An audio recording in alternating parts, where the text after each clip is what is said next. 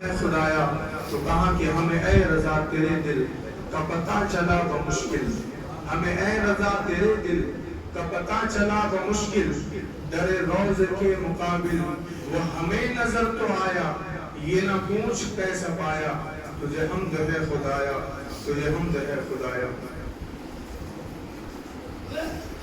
تو اللہ رب العزت کہ جس کی ذات یکتا ہے، اس کی ذات میں نہ کوئی شریک ہوا ہے نہ کوئی ہو سکتا ہے، وہ تنے تنہا ہے جس نے اس کائنات کو تخلیق فرمایا، وہ تنہا ہے جو اس کائنات کی چکی کو چلاتا ہے، وہ تنہا ہے جو اس کائنات کے نظام کو سنبھالتا ہے، وہ تنہا ہے جو روزی بھی دیتا ہے، وہی تنہا ہے جو موت بھی دیتا ہے، وہی تنہا ہے جو گنہگاروں کو جنت بھی عطا کرتا ہے، اور وہی تنہا ہے جو غداروں کو جہنم میں بھی واصل کرتا ہے، وہی تنہا ہے جو پوری کائنات کے نظام کو چلا رہا ہے۔ اسی لیے کہ اللہ رب العزت نے جب کائنات کو پیدا فرمانا چاہا تو کائنات کو بنانے سے پہلے اللہ رب العزت نے کوئی بہت بڑا منصوبہ تیار نہیں فرمایا، اللہ رب العزت نے کوئی پلاننگ تیار نہیں کی، بلکہ اس کی قدرت دیکھے، اس کی شان دیکھے کہ جب اس نے اس کائنات کو بنانا چاہا، جب اس نے اس کائنات کو تخلیق فرمانا چاہا تو اللہ رب العزت نے کسی کی مدد نہیں لی، نہ کسی سے منصوبہ سنا، بلکہ اللہ نے جب اس کائنات کو بنانا چاہا تو خدا رب العزت نے صرف کن کہا، اللہ نے صرف کن کہا، اور جب اللہ نے صرف کن کہا تو پھر وہ کائنات بن گئی فیکون۔ اور اس کائنات کو اللہ نے تخلیق فرمایا صرف کن کہہ کر کے۔ آپ سوچیں کہ اس کائنات کو جو رب صرف کن کہہ کر پیدا فرما دے، اس رب تعالیٰ کی ذات کی شان کا عالم کیا ہوگا۔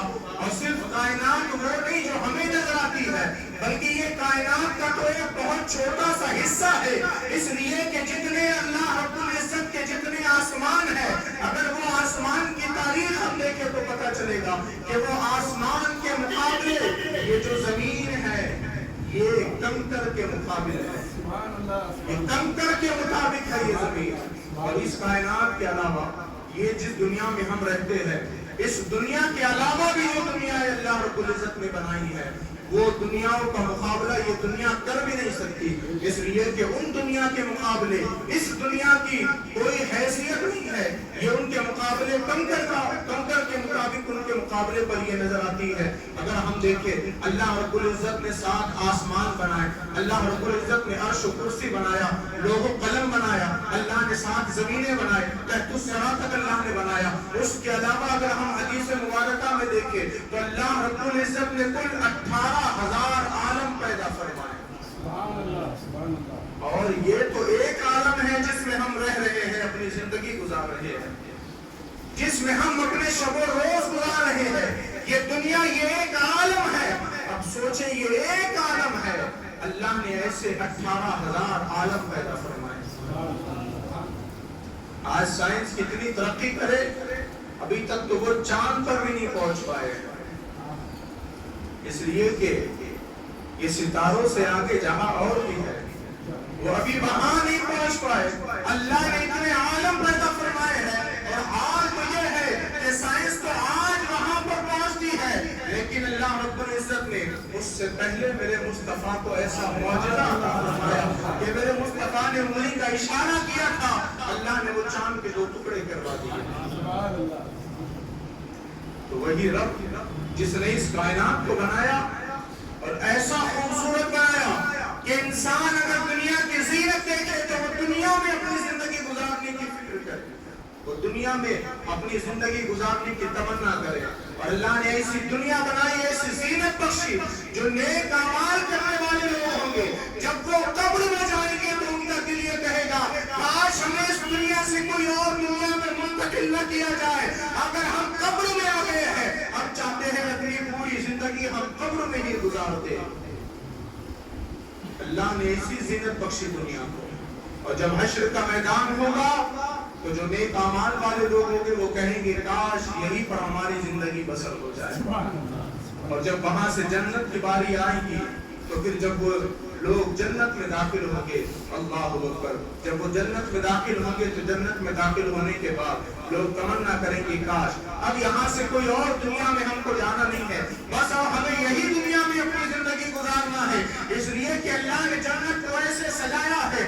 آپ کتنے مقامات دیکھ لیں, اس دنیا سے زیادہ خوبصورت زندگی اللہ رب العزت نے موت کی زندگی عطا فرمائی ہے. قبر کی زندگی سے زیادہ خوبصورت والی زندگی ہے, اور جب قبر کی زندگی اتنی خوبصورت ہے اس سے زیادہ خوبصورت زندگی اللہ نے حشر کی پیدا فرمائی ہے. جب حشر کی زندگی اتنی خوبصورت ہے تو پھر آخری مقام اللہ رب العزت نے جنت کو اتنی زینت بخشی ہے کہ انسان جنت میں جب داخل ہوگا پھر اس کا دل نہیں کرے گا کہ وہ جنت سے واپس چلا جائے, اس لیے کہ جنت کوئی ایسی چیز نہیں ہے کہ جہاں پر رہتے ہوئے انسان بور ہو جائے, انسان اکتا جائے. جنت اس چیز کا نام نہیں ہے, بلکہ جنت اس چیز کا نام ہے کہ اس جنت کے اندر اگر آپ سوچیں گے کہ میرے سامنے یہ چیز ہو, اسی لمحے اللہ وہ چیز کو تمہارے سامنے جلوہ فرما دے گا.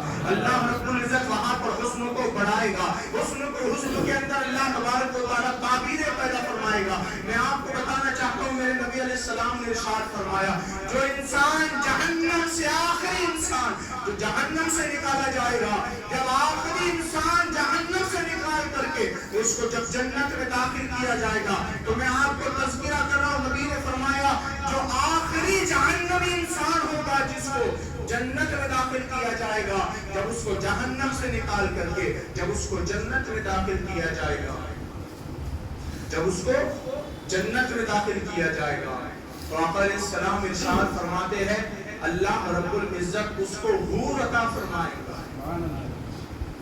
اور جب وہ ایک حور کو دیکھیں گا تو حضور فرماتے ہیں اس حور کے حسن کا عالم یہ ہے کہ جب وہ جہنم سے نکلنے والا آخری انسان اس حور کے چہرے کو دیکھ لے گا تو میرے نبی نے فرمایا وہ حور کے چہرے پر اتنی خوبصورتی ہوگی کہ انسان اس کو 40,000 سال تک صرف تکتا رہے گا. 40,000 سال صرف وہ حور کو تکتا رہے گا, دیکھتا رہے گا. اور جب 40,000 سال گزر جائے گے اور اس کے بعد جب حور اس کو اپنے سینے سے لگائیں گی تو نبی کریم نے ارشاد فرمایا 40,000 سال تک وہ سینے سے ہی لگا رہے گا. اللہ ایسے حسن عطا فرمائے گا کہ انسان نے اگر آج یہ خوبصورتی دیکھی تو دوسرے دن اس سے بڑھ کر خوبصورتی اس کو سامنے نظر آئے گی. خوبصورتی میں اضافہ ہوگا, اس لیے کہ ہماری فطرت ہے کوئی بھی چیز ایک بار بار بار دیکھنے سے ہم اکتا جاتے ہیں, لیکن اللہ کے رسول نے فرمایا خوبصورتی میں اضافہ ہوگا. اور میرے نبی نے فرمایا حور کا یہ عالم ہے کہ اگر جنت کی ایک حور اگر اپنے کنگن کو اگر کھڑکا دے تو حور فرماتے ہیں اس کے کنگن سے ایسے نور کی شعاعیں نکلے گی کہ دنیا کے تمام لوگوں کی آنکھوں کی روشنی ختم ہو جائے گی. اگر ایک حور اپنے کنگن کھڑکا دے تو نبی فرماتے ہیں کہ دنیا کے اندر جتنے لوگ ہیں اس کی روشنی کی وجہ سے سارے لوگ اندھے ہو جائیں گے. اس کا حال یہ ہے. تو آپ سوچیں جو نیک اعمال کرنے والے لوگ ہوں گے اللہ ان کو کیسے مراتب عطا فرمائے گا. تو اللہ نے یہ پوری کائنات کو پیدا فرمایا اور پیدا فرمایا اس نے جو ہر چیز کو اللہ نے پیدا فرمایا, لیکن ہم جانتے ہیں اور ہم کو بتایا گیا کہ اللہ نے یہ کائنات کو کیوں پیدا فرمایا. اس کی وجہ یہ تھی کیونکہ اللہ رب العزت تو اپنی ذات میں یکتا ہے, لیکن اس نے اپنا ایک محبوب بنا رکھا ہے. اس نے اپنا ایک محبوب بنایا. جب اس نے چاہا کہ میرے محبوب کے جلوے بھی دوسروں کو دکھائے جائے, میرے محبوب کے چہرے کی زیارت بھی دوسروں کو کرائی جائے, میرے محبوب کا نور بھی دوسروں پر ظاہر کیا جائے, اللہ رب العزت نے جب دنیا کو بنایا, جب دنیا کو بنانے کے بعد اللہ نے پوری دنیا کے انسانوں کی تمام روحوں کو اللہ نے پیدا فرمایا. اللہ اکبر. تمام روحوں کو پیدا فرمایا اور تمام روحوں کو پیدا فرمانے کے بعد اللہ رب العزت نے تمام نبیوں کی روحوں کو ان میں سے الگ کیا. ان نبیوں کے آنے والے صحابہ کی روحوں کو الگ کیا. ان نبیوں کے اندر آنے والے تمام اولیاء کی روحوں کو الگ کیا. جب اللہ نے تمام روحوں کو الگ کر دیا پھر اس کے بعد تمام نبیوں کی روحوں سے اللہ نے وعدہ لیا. پہلے عہد میثاق اللہ نے تمام لوگوں سے لیا, عام لوگوں سے عہد میثاق لیا. سورہ انعام کے اندر وہ عہد میثاق کا تذکرہ آتا ہے. اللہ نے ہم سے وعدہ لیا اور تمام انسانوں نے اللہ سے وعدہ کیا، اور تمام لوگوں نے کہا مولا جب تو ہمیں دنیا میں بھیجے گا تو ہم دنیا میں جائیں گے تو صرف تیری ہی عبادت کریں گے، جب ہم دنیا میں جائیں گے تو تیری ہی عبادت کریں گے، اور تو جس رسول کو بھیجے گا ہم اس رسول کی رسالت کو مانیں گے، تو جس نبی کو بھیجے گا ہم اس نبی کی رسالت کو مانیں گے۔ ایک مرتبہ آپ تمامی حضرات مل کر درود پاک پڑھیں۔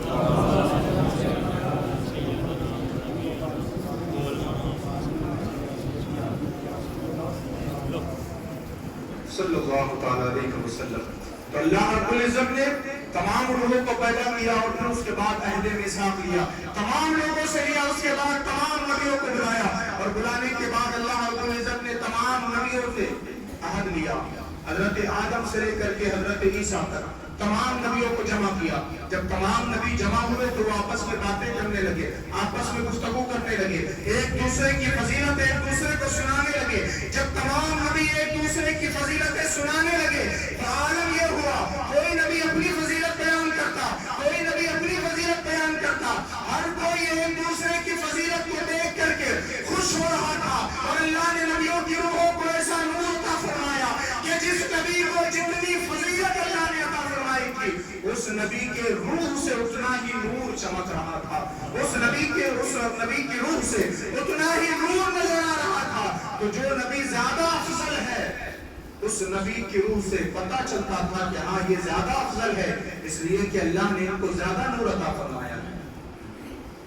اب جب سب نبی آپس میں باتیں کر رہے ہیں، اپنی اپنی فضیلتیں بیان کر رہے ہیں، اسی دوران ایسا بھی ہوا کہ اللہ تبارک و تعالیٰ نے ان تمام نبیوں کی روحوں کو مخاطب کیا اور کہا اے محبوب بندو، اے میرے نبیوں، اے میرے رسولوں، اب تیار ہو جاؤ، میں تمہیں اس نور کی زیارت کروانے والا ہوں جس کو میں نے 70,000 پردوں میں چھپا کر کے رکھا تھا۔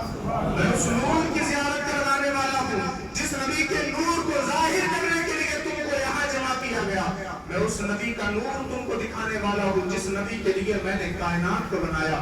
اللہ اکبر، تمام نبی مخاطب ہوئے اور اللہ اکبر توجہ کرنے لگے۔ اللہ رب العزت نے جب اپنے محبوب کے نور کو جلوہ فرمایا اور اپنے محبوب کے نور کو ظاہر کیا تو عالم یہ ہوا، تمام نبی جو تھے وہ تمام نبی اپنے اپنے نور کے اندر اپنی اپنی فضیلتیں بیان کر رہے تھے، لیکن جب اللہ رب العزت نے ہم سب کی آقا حضور رحمت عالم کے نور کو ظاہر کیا تو جتنے نبی اپنے اپنے نور سے چمک رہے تھے اسی دوران تمام نبیوں کے نور کی روشنی دھیمی پڑنے لگی، تمام نبیوں کے نور کی روشنی دھیمی پڑنے لگی، نم ہونے لگی، اس لیے کہ اب وہ نور چمک رہا تھا جس کے لیے خدا نے کائنات کو بنایا تھا۔ جیسے جیسے وہ نور محمدی آگے آتا اور اس کے بعد تمام نبیوں کے نور دھیمے پڑ جاتے، جب اللہ اکبر پورے آن و شان و تاب کے ساتھ نور محمدی چمکا تو تمام نبیوں نے اللہ کی بارگاہ میں سجدہ کیا اور عرض کیا کہ مولا یہ کس کا نور ہے،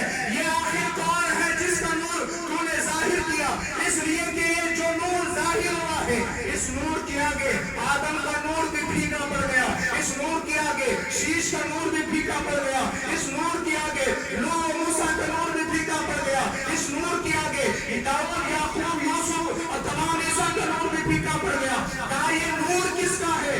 جس کے نور کے آگے تمام نور پھیکے پڑ گئے۔ تو پھر خدائے تبارک و تعالیٰ نے فرمایا اے نبیوں ذرا غور سے سنو، اے رسولوں ذرا غور سے سنو، یہ نبی کی بات کرتے ہو کہ یہ کون ہے، یہ کس کا نور ہے، تو میں تمہیں بتاتا ہوں۔ اب آپ دیکھیں اس نبی کی تعریف کوئی عام انسان بیان نہیں کر رہا بلکہ اس نبی کی تعریف اللہ رب العزت بیان کر رہا ہے، دو جہاں کا جو خالق ہے وہ بیان کر رہا ہے۔ کہا میرے رسولوں نبیوں یہ جو نور ہے کوئی عام نور نہیں بلکہ یہ وہ نور ہے کہ جس کا نام زمین میں محمد ہے اور آسمانوں میں احمد رکھا گیا ہے۔ یہ کوئی عام نور نہیں ہے بلکہ یہ اس کا نور ہے جس کے چہرے کو ہم نے والضحیٰ کہا، یہ اس کا نور ہے جس کی زلفوں کو ہم نے واللیل کہا، یہ اس کا نور ہے جس کے سینے کو ہم نے علم نشرہ کہا، یہ اس کا نور ہے جس کے دل کو ہم نے الہ ولوک کہا، یہ اس کا نور ہے جس کی کمر کو ہم نے لا تحرک کہا، یہ اس کا نور ہے کہ جس کے شہر کی قسمیں ہم قرآن میں کھاتے ہیں، یہ اس کا نور ہے جس کی کتاب کی قسمیں ہم کھاتے ہیں، یہ اس کا نور ہے جس کے بوجھ ہم اٹھاتے ہیں، یہ اس کا نور ہے جس کو ہم نے محمد بنایا، جس کو ہم نے نبی بنایا، جس کو ہم نے رسول بنایا، جس کو ہم نے شاہد بنایا، جس کو ہم نے داعی بنایا، جس کو ہم نے نذیر بنایا، جس کو ہم نے بشیر بنایا، جس کو ہم نے رسول بنایا۔ کہاں یہ اس کا نور ہے جس کو ہم نے امام الانبیاء بنا کر کے بیچنے والے ہیں، یہ اس کا نور ہے جس کو ہم خاتم الانبیاء بنا رہے ہیں، یہ اس کا نور ہے جس کے لیے ہم نے کائنات کو بنایا ہے۔ اللہ اکبر۔ جب مصطفیٰ کا نور جب تمام نبیوں کے سامنے ظاہر کیا گیا تو وہ تمام نبیوں نے اس نور کو دیکھا، وہ تمام نبی مچل گئے۔ خدا نے ان تمام نبیوں سے وعدہ لیا، کہا تمام نبیوں سے کہا کہ تم مجھ سے وعدہ کرو۔ کہا مولا ہم تجھ سے کیا وعدہ کریں، تو ہمارے دلوں کے حال جانتا ہے، پھر تجھ سے ہم کیا وعدہ کریں۔ کہا مجھ سے وعدہ کرو کہ جب میں تم کو دنیا کے اندر بھیجوں گا اور دنیا میں تم جا کر کے اپنی نبوت لوگوں پر ظاہر کروں گے اور اپنے دین کی طرف لوگوں کو بلاؤں گے، میری عبادت کی طرف جب تم لوگوں کو بلاؤں گے تو تم مجھ سے وعدہ کرو کہ اگر اسی دوران میں نے اپنے اس نبی کو تمہارے درمیان بھیج دیا تو تم مجھ سے وعدہ کرو کہ تم پھر اپنی نبوت کے ڈنکے نہیں بجاؤ گے، بلکہ اگر میں نے اس نبی کو تمہارے درمیان بھیج دیا تو اے آدم تم اپنا کلمہ نہ پڑھوانا، بلکہ اگر میں اس رسول کو بھیج دوں تو پھر اپنا کلمہ نہیں پڑھوانا، پھر اس رسول کا کلمہ پڑھنا۔ کاشیش اگر بھیج دوں اپنا کلمہ نہیں پڑھوانا، اس رسول کا کلمہ پڑھنا۔ اسی لیے تو علماء نے کہا کہ تمام نبیوں کے کلمے الگ الگ ہیں، ہر کسی کا کلمہ الگ ہے، ہر کسی کی امت نے الگ کلمہ پڑھا ہے، لیکن جب بات امت کی آتی ہے ہر امت نے ہر نبی کا کلمہ پڑھا ہے،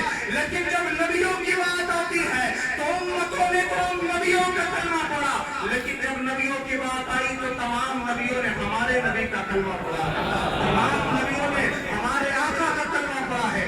آدم سے لے کر عیسیٰ تک جتنے نبی اور رسول آئے سب نبیوں کا کلمہ تھا لا الہ الا اللہ محمد رسول اللہ، لا الہ الا اللہ محمد رسول اللہ۔ آدم سے لے کر عیسیٰ تک تمام نبیوں کا یہ کلمہ تھا، تمام نبیوں نے تمام رسولوں نے وعدہ کر لیا، کہا مولا ہم تجھ سے وعدہ کرتے ہیں اگر تو نبی ہمارے درمیان بھیج دے گا تو پھر ہم اپنی نبوت ظاہر نہیں کریں گے بلکہ تیرے نبی کا کلمہ پڑھیں گے، تیرے نبی کے دین کی اشاعت کریں گے۔ جب سب نے وعدہ کر لیا تو اب خدا نے فرمایا اے میرے نبیوں رسولوں تم سب نے وعدہ تو کر لیا لیکن اب ایسے کرو کہ تم آپس میں ایک دوسرے پر گواہ ہو جاؤ، اب آپس میں ایک دوسرے پر گواہ ہو جاؤ۔ اللہ اکبر۔ تو تمام نبی آپس میں ایک دوسرے پر گواہ ہو گئے۔ جب تمام ایک دوسرے پر گواہ ہو گئے، عرض کی مولا ہم سب اپنے آپس میں ایک دوسرے پر گواہ ہو گئے، تب خدائے تبارک و تعالیٰ نے فرمایا اچھا اب تم آپس میں گواہ ہو گئے، چلو تو پھر اب میں تم سب پر گواہ ہو جاتا ہوں، اب میں تم سب پر گواہ ہو جاتا ہوں۔ اللہ رب العزت ان تمام نبی اور رسولوں پر گواہ ہوا۔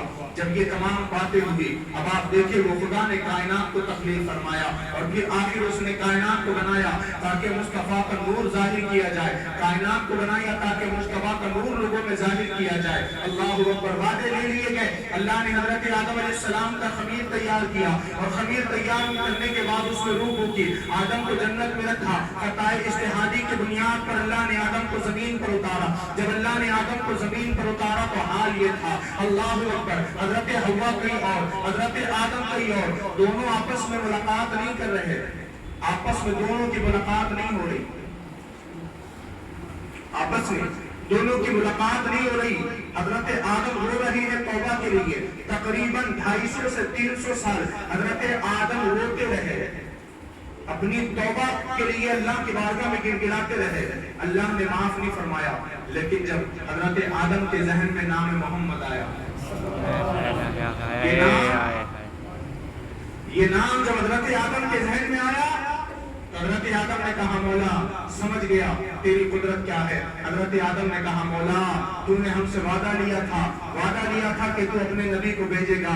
آج آدم تڑپ رہا ہے، آدم کبھی بیابانوں میں جاتا ہے، کبھی صحراؤں میں جاتا ہے، آدم کبھی جنگلوں میں جاتا ہے، آدم کبھی صفا و مروہ کی پہاڑیوں کے چکر لگاتا ہے، مولا آدم کبھی کعبے کا طواف کرتا ہے، مولا آدم یہاں جا رہا وہاں جا رہا، آدم کی توبہ قبول نہیں ہو رہی۔ مولا تو نے وعدہ لیا تھا کہ تو اپنے نبی کو بھیجے گا، مولا میں تیری بارگاہ میں کرتا ہوں تو اپنے نبی کو بھیج دے، اپنے نبی کو جلوگر فرما، تیرے نبی کو بھیج تاکہ آدم کی مصیبت دور ہو جائے۔ حضرت آدم نے دعا کی تو عرض کیا یا رسول اللہ دیر نہ کرے تشریف لائے، اس لیے کہ آدم کو روتے روتے 300 سال گزر گئے، آدم کی توبہ قبول نہیں ہوئی، دیر نہ کرے جلدی تشریف لائے تاکہ آدم کی توبہ قبول ہو، آدم کو خدا معاف کر دے۔ اللہ اکبر، خدا نے تو لکھ دیا تھا نبی کو آدم کے درمیان نہیں بھیجنا، لیکن آدم نے دعا کی تھی، لیکن آدم کی دعا اللہ نے قبول اس انداز سے کی کہ اللہ نے نبی کو پیدا تو نہیں فرمایا، لیکن آدم کے مانگنے پر اللہ نے نام محمد کی برکت سے آدم کی توبہ قبول فرما لی، آدم کو حوا سے ملا دیا، اور پھر اس کے بعد یہ دنیا کا سفر شروع ہوا، اللہ نے نام محمد کی برکت سے آدم کی توبہ قبول فرما لی۔ اس کے بعد شیش آئے، حضرت شیش آئے، وہ مصطفیٰ کے فراق میں روتے رہے، مصطفیٰ کی یاد میں ان کا دل تڑپتا رہا، عرض کرتے رہے یا رسول اللہ دیر نہ کرے تشریف لائے۔ شیش کا دل روتا ہے آپ کے چہرے کی زیارت کرنے کے لیے، شیش کا دل تڑپتا ہے چہرے وضحا کی زیارت کے لیے، دیر نہ کرے تشریف لائے۔ اللہ رب العزت نے مصطفیٰ کو پیدا تو نہیں فرمایا، لیکن نام محمد کی برکت سے حضرت شیش کے دل کو اللہ نے قرار عطا فرما دیا، اللہ نے سکون عطا فرمایا۔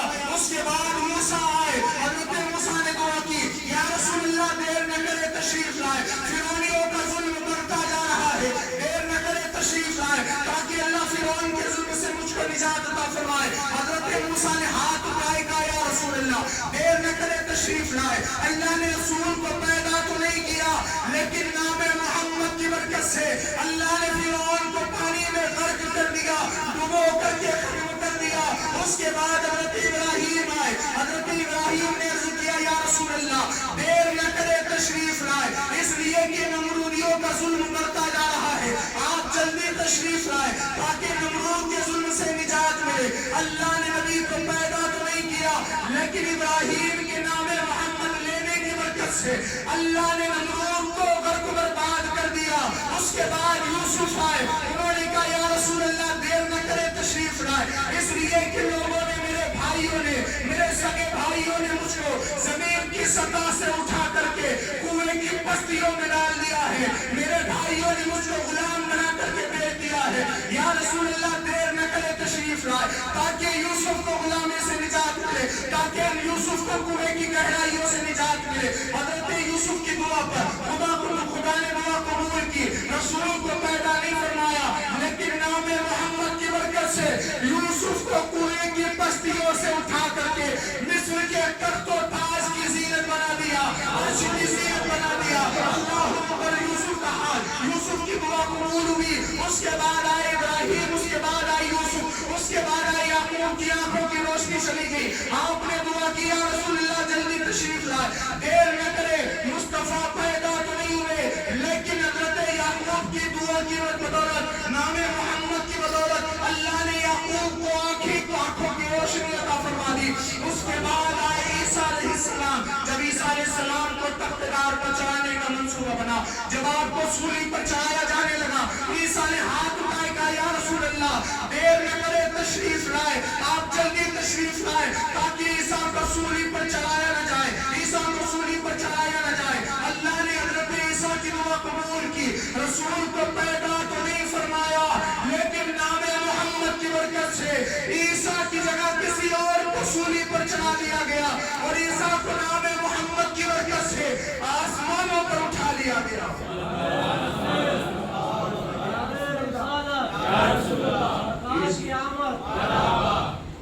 عیسیٰ کو آسمانوں پر اٹھا لیا گیا۔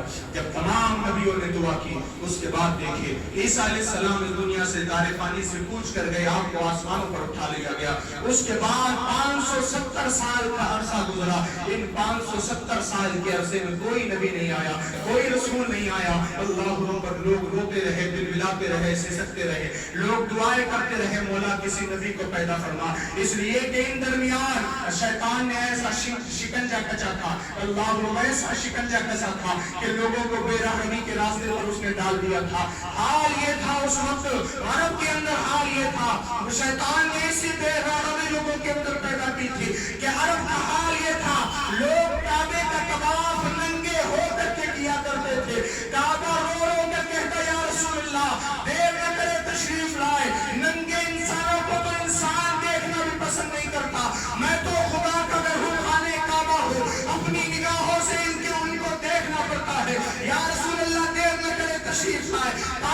تعالیٰ ان لوگوں سے کعبے کو نجات عطا فرمائے۔ صفا و مروہ کی پہاڑیوں پر لوگ زنا کرنے لگے تھے، اللہ نے ان زنا کرنے والوں پر ایسا عذاب نازل کیا کہ زنا کرنے والوں کو اللہ نے پتھر کا بنا دیا، اللہ نے ان کو مورتیوں میں تبدیل کر دیا، لیکن لوگ باز نہ آئے۔ اللہ نے جن کو پتھر کا بنا دیا تھا، لوگ انہیں پتھروں کی پوجا کرنے لگے، لوگ انہیں معبودوں کو بتوں کو معبود سمجھنے لگے، انہیں کی عبادت کرنے لگے۔ صفا و مروہ کی پہاڑیوں نے رو رو کر کہا یا رسول اللہ دیر نہ کرے تشریف لائے، ہمیں تو اس لیے بنایا گیا تھا تاکہ ہم پر دوڑ کر کے لوگوں کے گناہ مٹائے جائے، لوگوں کے گناہ ختم کیے جائے، لیکن لوگ ہم پر زنا کر رہے ہیں، لوگ مجھ پر ہی گناہ کر رہے ہیں، یا رسول اللہ دیر نہ کرے تشریف لائے۔ صفا و مروہ نے سسکتے ہوئے کہا، وہ زمانے کا حال یہ تھا، اس زمانے کے اندر اپنی ماں کے ساتھ بچے زنا کیا کرتے تھے۔ مریم صرف دور سے رو رو کر دعا کرتی، یا رسول اللہ دیر نہ کرے تشریف لائے، کب تک مریم صرف عورتوں کی آبرو پر حملہ کیا جائے گا، آپ دیر نہ کرے تشریف لائے۔ اور ماؤں کی دعائیں اللہ رب العزت کی بارگاہ میں پہنچی۔ اس کے بعد دیکھیں حال یہ تھا، سگی بہن کے ساتھ نکاح کرنا اس زمانے کا رواج بن گیا تھا، سگی بہن کے ساتھ لوگ نکاح کیا کرتے تھے، شادی رچایا کرتے تھے۔ بہن کی آبرو رو رو کر پکارتی، یا رسول اللہ دیر نہ کرے تشریف لائے، آپ جلدی تشریف لائے تاکہ بہنوں کی آبرو کی حفاظت ہو سکے۔ اللہ اکبر، بچوں کی رونے کی آوازیں، اس لیے کہ بچوں کو زندہ دفن کیا جانے لگا تھا۔ باپ اپنی بچی کو زندہ دفن کرنا بھائی سے فخر سمجھا کرتا تھا، اپنی بچیوں کو زندہ دفن کیا جاتا۔ وہ قبر کے اندر معصوم بچیاں روتی سسکتی اور آہے بھرتی اور عرض کرتی، یا رسول اللہ دیر نہ کرے تشریف لائے، آخر کب تک ماؤں کی عصمت کی جائے گی، کب تک بہنوں کے ساتھ نکاح کیا جائے گا، آخر کب تک اپنی اولاد کو زندہ دفن کیا جائے گا، یا رسول اللہ دیر نہ کرے تشریف لائے۔ جب تمام کی دعائیں اللہ کی بارگاہ میں پہنچی تو پھر آپ دیکھیں حال یہ ہے کہ حضرت عبداللہ سفر تجارت پر گئے ہیں۔ حضرت عبداللہ کون؟ میرے مصطفیٰ کے والد، سفر تجارت پر میرے مصطفیٰ کے والد گئے ہیں، آنے کی خبر دی تھی کام میں فلاں تاریخ کو آؤں گا، لیکن حضرت آمنہ انتظار کرتی رہی، میرے مصطفیٰ کے والد تشریف نہ لائے۔ پھر خبر آئی کہ اب عبداللہ کبھی لوٹ کر کے واپس نہیں آئیں گے، اس لیے کہ ان کا راستے میں انتقال ہو گیا ہے، میرے مصطفیٰ کے والد کا انتقال ہو گیا۔ حضرت آمنہ کے دل پر بجلی گری اور حضرت آمنہ نے کیسے کیسے خود کو سنبھالا، اس لیے کہ شکم میں حضرت عبداللہ کی اولاد موجود تھی۔ حضرت آمنہ نے کہا اب میں اس اولاد کی پرورش کیسے کروں، میرا سرتاج تو اس دنیا میں رہا نہیں۔ اللہ اکبر، مصطفیٰ پیٹ میں ہے، شکم مادر میں ہے۔ اب آپ دیکھیں پوری دنیا نے آدم سے لے کر عیسیٰ تک، کعبے سے لے کر صفا و مروہ تک ہر کسی نے دعا کیا رسول اللہ انتظار نہ کرائے جلدی تشریف لائے، لیکن ابھی تک خدا نے پیدا نہیں فرمایا۔ لیکن جب ایک ماں کی آہ نکلی ہے، ایک ماں کے لبوں سے دعا نکلی ہے، کہا یا رسول اللہ دیر نہ کرے تشریف لائے۔ دعا تو سب کی قبول ہوتی ہے، لیکن ماں کی دعاؤں کو اللہ بڑا شرف عطا فرماتا ہے۔ پھر اس ماں نے دعا کی جس کی ماں کے سجدے میں اللہ نے کائنات کو بنایا ہے، اس کی ماں نے دعا کی، کہا یا رسول اللہ دیر نہ کرے تشریف لائے۔ اللہ نے ماں کی دعا قبول فرمائی۔ اس کے بعد اللہ نے شکم مادر میں مصطفیٰ کو جلوہ کر فرمایا اور اس کے بعد مصطفیٰ کی ولادت ہونے والی تھی۔ اب آپ دیکھیں حالات کیا ہے، حضرت عبداللہ کا وصال ہو گیا۔ عرب کا معمول یہ تھا جب کسی کے شوہر کا انتقال ہو جاتا تو عورت 1 سال تک خوشبو نہیں لگا سکتی تھی، 1 سال تک وہ زینت کے طور پر زیور نہیں پہن سکتی تھی، 1 سال تک وہ کسی کی شادی میں نہیں جا سکتی تھی، 1 سال تک وہ بازار میں نہیں جا سکتی تھی، اس وقت کا دستور تھا، وہ خوشبو نہیں لگا سکتی تھی۔ لیکن مکے میں ایک فضا پھیلی، مکے کے اندر ایک ہوا پھیلی اور سب عورتوں نے باتیں کرنی شروع کر دی اور انہوں نے کہا کہ آمنہ کو اپنے شوہر کی فکر نہیں ہے، آمنہ کو اپنے شوہر سے محبت نہیں ہے، اگر محبت ہوتی تو وہ اپنے بدن پر خوشبو لگا کر نہیں نکلتی، ہمارے دستور پر رواج پر عمل کرتی، لیکن وہ خوشبو لگا رہی ہے، اس کا مطلب اس کو عبداللہ سے محبت نہیں تھی۔ حضرت عبدالمطلب تک خبر پہنچی، حضرت عبدالمطلب گھر پر آئے اور آنے کے بعد اپنی بیوی حضرت فاطمہ کو، یہ میرے نبی کی دادی ہے حضرت فاطمہ اور حضرت عبدالمطلب میرے نبی کے دادا ہے، حضرت عبدالمطلب گھر آئے اور آنے کے بعد اپنی بیوی حضرت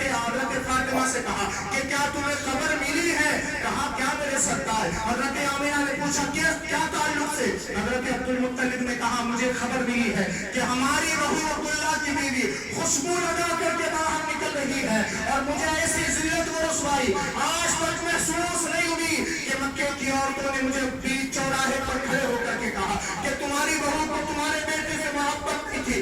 ایسی ذلت مجھے آج تک محسوس نہیں ہوئی. اس لیے کہ عبدالمطلب کون؟ مکے کا سردار عبدالمطلب ہے. عبدالمطلب کون؟ قریش قبیلے کا سردار عبدالمطلب ہے. عبدالمطلب کون؟ خانہ کعبہ کی چابیاں جس کے ہاتھوں میں رہا کرتی تھی وہ عبدالمطلب کا. آج تک ایسی ذلت میں نے برداشت نہیں کی جو آج بھی. کافی آپ کیا چاہتے ہیں؟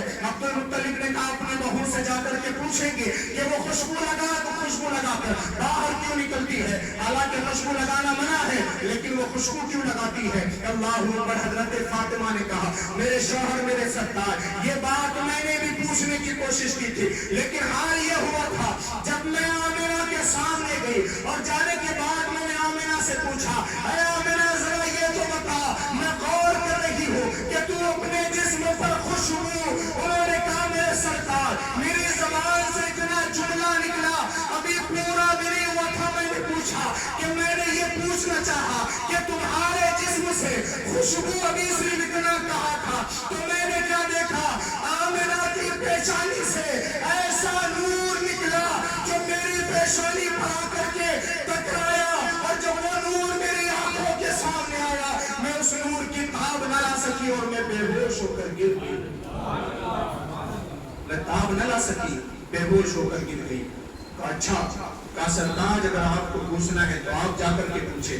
کہا تم بھی ساتھ چلو. دونوں گئے. جانے کے بعد حضرت آمنہ کے پاس پہنچے اور پھر پوچھا. حضرت عبدالمطلب پوچھنے لگے بیٹی آمنہ ذرا یہ تو بتاؤ ہمارے یہاں تو رواج ہے کہ 1 سال تک بیوہ جو ہے وہ خوشبو نہیں لگاتی آخر تم خوشبو کیوں لگا رہی ہو؟ حضرت آمنہ نے کہا میرے بابا سنے تو صحیح میں یہ راز کو رکھنا چاہتی تھی دبا کر کے لیکن یہ راز دب کر کے رہنے والا نہیں. اس راز کو چھپانا چاہتی تھی لیکن یہ راز چھپنے والا نہیں. اور ہم نے عرض کی اے فاطمہ ہم نے عرض کی اے آمنہ یہ راز کیسے چھپ سکتا ہے؟ اس لیے کہ اسی راز کو ظاہر کرنے کے لیے خدا نے کائنات کو بنایا ہے. اسی راز کو ظاہر کرنے کے لیے خدا نے تخلیق فرمایا ہے. اللہ اکبر. یہ چھپ نہیں سکتا.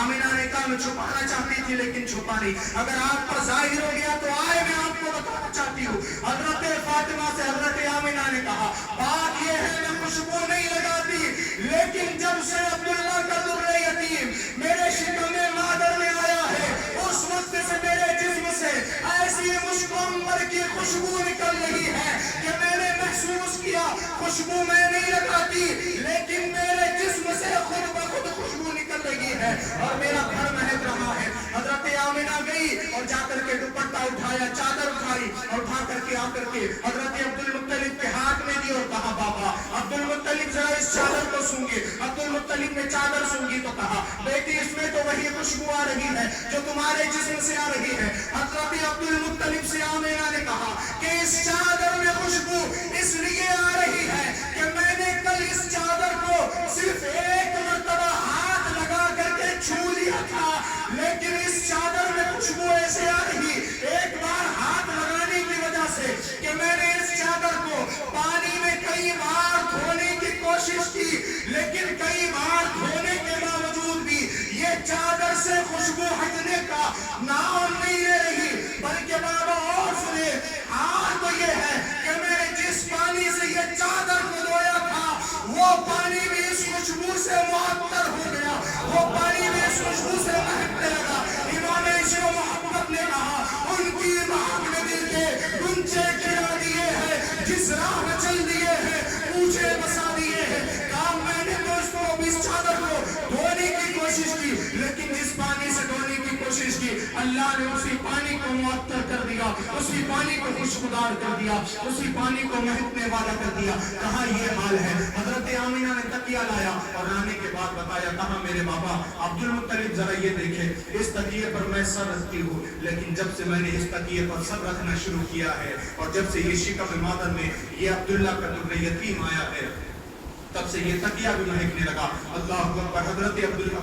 حضرت آمنہ نے مٹی اٹھا کر کے بتائی کہا میرے سرتاج کہا میرے بابا عبدالمطلب یہ دیکھے یہ مٹی جس مٹی پر میں سوتی ہوں یہ مٹی بھی مہکنے لگی ہے. کہا میں کوئی خوشبو نہیں لگاتی لیکن میرے جسم میں جو ہے وہ جب سے آیا ہے اس وقت سے میرا جسم مہکنے لگا ہے, میرا گھر مہکنے لگا ہے. حضرت آمنہ نے مصطفیٰ کی میلاد بیان کرنی شروع کی. جب مصطفیٰ کی میلاد بیان کرنی شروع کی تو عبد المطلب جو ابھی اپنے آپ کو یہ سمجھ رہے تھے کہ میں ابھی جا کر کے حساب لوں گا, جب عبد المطلب کے سامنے آمنہ نے مصطفیٰ کا میلاد پڑھنا شروع کیا تو عبد المطلب کہنے لگے آمنہ میں تو آیا تھا تاکہ تم کو سمجھاؤ کہ خوشبو مت لگانا, غصے میں آیا تھا لیکن تمہاری باتیں سن کے اب تو مجھے اپنے پوتے سے اور زیادہ محبت ہو گئی ہے.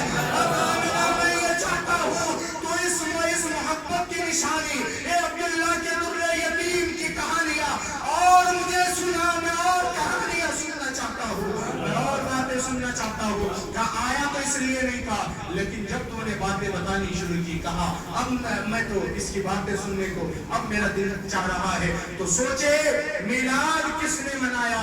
آمنہ نے جو مصطفیٰ کی والدہ ہے انہوں نے میلاد منایا.